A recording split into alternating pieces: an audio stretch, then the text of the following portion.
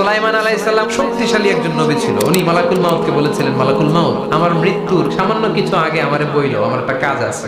মালাকুল মাউত মৃত্যুর কিছু সময় আগে এসে বলল, সুলাইমান টাইম ইজ আপ, সময় শেষ, অল্প কিছু সময় বাকি, কি করবেন করেন। সাইয়েদনা সুলাইমান জিনদেরকে ডাকলো, ও জিনেরা, বিশাল একটা প্রজেক্ট আছে, প্রজেক্টে কাজ শুরু করো। আর কিছু জিনকে বলল, চারদিকে গ্লাস ফিটিং করা একটা রুম বানাও।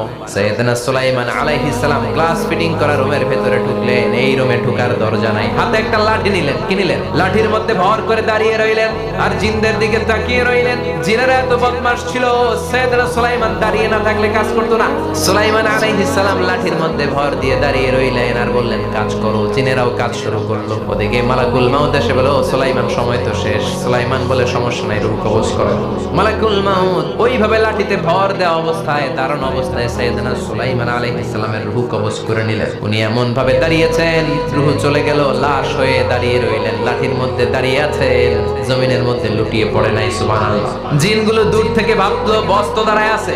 জিনেরা মনে করছে বস দাঁড়ায় আছে, কাজ করতেই হবে। করতে করতে পুরা প্রজেক্টের কাজ শেষ। ইন দ্য মিন টাইম ঝিঝি পোকা, উই পোকা, যেই পোকা কাঠ খেয়ে ফেলে, এই কাঠ খাওয়ার পোকা সুলাইমান আলাইহিস সালাম লাঠির ভেতরে ঢুকে লাঠিও খেয়ে ফেলেছে। সাইয়েদনা সুলাইমান আলাইহিস সালাম তপাস করে জমিনে পড়েছে। আর জিনেরা কয়, হায় হায়, খালি খালি কাম করছে এতদিন।